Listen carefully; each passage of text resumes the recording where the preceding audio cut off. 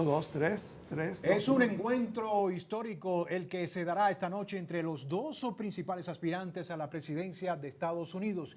De acuerdo con una encuesta del diario The New York Times y el Siena College, las principales debilidades de cada uno de los candidatos deben contrarrestar son la edad de Joe Biden, para casi 7 de cada 10 personas consultadas, y el temperamento de Donald Trump, según 5 de cada 10 de los encuestados. La edad de uno de los candidatos y el temperamento provocador del otro son dos de los temas que traen la atención de los electores estadounidenses y que podrían influir en el sentido de su voto en las elecciones de noviembre. Para hablar sobre esto y más, me acompaña aquí en el estudio de la Ciudad de México Javier Esquivel, consultor político internacional y especialista en comunicación política, y aquí le doy la bienvenida y saludo. Gracias, Javier, por estar acá con nosotros. ¿Qué te parece esto? Porque evidentemente aquí hay algo importante. ¿Qué tú crees que van a estar siguiendo el electorado estadounidense? Que es muy grande, porque estamos hablando de más del 60% de los estadounidenses van a estar atentos a esto. ¿Qué estarán mirando? ¿Qué estarán persiguiendo? ¿Qué quieren ver en cada uno de ellos? Programa. Independientemente de las fortalezas y las debilidades de cada uno de los contrincantes, el electorado, de acuerdo a los últimos sondeos, busca encontrar una respuesta contundente a sus necesidades más apremiantes y sus preocupaciones reales del electorado. Si bien cada uno de los candidatos tiene fortalezas y debilidades que han sido probadas, tanto en la administración pasada como la administración que ahora vence, ¿no? Buscan un asidero en el que puedan depositar nuevamente ese voto de confianza para poder renovar o para poder hacer este cambio. Entonces, el debate de esta noche va a ser muy importante, porque más de contemplar el confrontamiento de ideas, de posiciones políticas o de atributos personales como la edad o la experiencia o la estridencia, buscan una razón suficiente, emotiva, que les genere esa apertura para poder decidir su voto en la última Entonces, instancia. por lo que entendí, tanto temperamento como edad no influyen. No, más bien la propuesta que les pueda revivir esa esperanza para poder generar su voto. Ya saben quién es cada uno de ellos, ya saben qué representan, pero buscan en esta oportunidad una razón específica que les genere esa intención de voto que responda a dos cosas: a las necesidades más urgentes del elector estadounidense ahora y las preocupaciones futuras. ¿Qué tipo de preocupaciones? Pues bueno, el contexto internacional, la inmigración, la seguridad, la economía. Estamos, por ejemplo, hablando también de los indecisos. ¿Qué tienen que mostrar los dos aspirantes para atraer esos indecisos, conectar con ellos?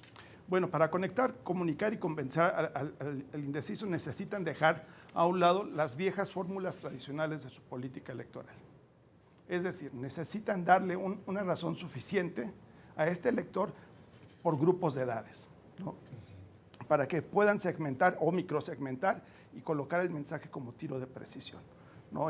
Los inmigrantes, el tema para el voto latino es muy, muy importante, ¿no? Los tradicionales o los votos duros necesitan una razón económica para poder generar estos pesos y contrapesos y que hagan esos contrastes entre una administración saliente que deja números, de acuerdo a las encuestas y de acuerdo al saldo de opinión de gobierno, pues negativos en temas económicos, contra, ¿no? una plataforma que ha sido probada en los 4 años anteriores y que no les fue mal a este grupo de electores. Ahora, por un lado, el expresidente, por ejemplo, llega con problemas legales, los juicios que hemos visto durante estos últimos meses. Eso es una parte, y el presidente Biden debilitado en el sentido de la situación económica en Estados Unidos por una parte, y también en el contexto exterior, cómo se ha desempeñado en los conflictos y que le ha generado, por supuesto, crítica. ¿Tú crees que esto influya, pese en la percepción del electorado? Por supuesto, todo suma y todo resta. Sin embargo, hay que ver qué pesa más en el ánimo del elector. Por ejemplo, en las narrativas del expresidente, pues se ha justificado de que es un tema político, que es una estrategia del contrincante para debilitar su imagen y debilitar su plataforma política. Y en el caso del presidente actual, la edad, la aprobación de gobierno, los resultados, ¿no? O los dislates que ha tenido últimamente, pues bueno, tienen que equipararse con la propuesta de fortalecer, refortalecer y un relanzamiento de su propio gobierno. Ahora, en eso que dices, por ejemplo, en el caso de Biden, que bueno, se ha hablado de que a veces se pierde, y que es problema precisamente justamente por la edad, pero quizás si, algunos dicen, bueno, pero se ha exagerado en la cuestión de lo mediático, incluso a veces no es verdad. Hay a veces hasta trucos en lo que se ha mostrado. ¿Qué se puede hacer para contrarrestar todas estas campañas? Porque también de la parte de Trump también ha llegado, por supuesto, ¿no? Los ataques van de ambos bandos. Así es la parte de marketing electoral que vemos en cualquier campaña en el continente americano, incluso en Europa. Esos los contrastes están más que puestos.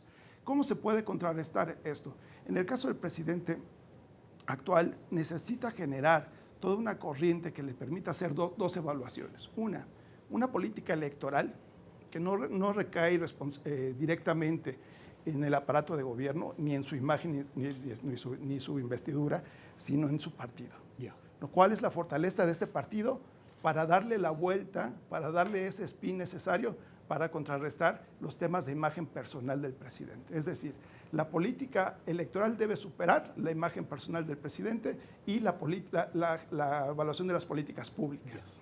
Es la imagen, Javier, que proyectan cada aspirante, en este caso el exmandatario Trump y el presidente Biden, es un factor clave en la percepción del electorado. Sí, por supuesto, son emociones, esperanza, enojo y castigo. Son las tres emociones que mueven al voto tanto en Estados Unidos como en el resto de América Latina.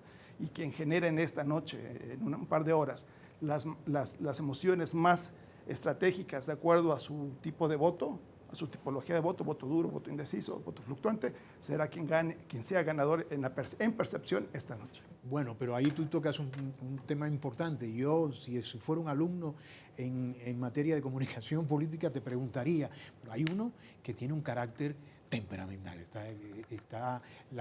que es Trump, y está un Biden que es conocedor, maneja datos duros, tiene una experiencia política muy grande, por supuesto. Entonces ahí, ¿qué hacemos cuando eso? Bueno, recordemos que vale la experiencia, el carácter, el temperamento, el conocimiento, la experiencia, mira cuántas cosas. Recordemos que la mediatización electoral o la mediatización de las campañas electorales va dirigida específicamente a tocar esas emociones de los electores, independientemente de su tipología. En este caso, las fortalezas, ¿no?, van a ser cómo capitalizan todos sus atributos personales para darlo. En el caso del expresidente, ese carácter, ¿no?, que en algunos medios o en algunas percepciones puede ser como disruptivo o mal calificado, puede convertirse en una gran oportunidad para contrastar los atributos personales del presidente actual. Y en el otro lado, la experiencia, la sensatez, la prudencia, el dato duro, puede ser quien genere esta inercia para mercados internacionales, para política internacional y para el votante tradicional de los Estados Unidos. O sea que es válido de...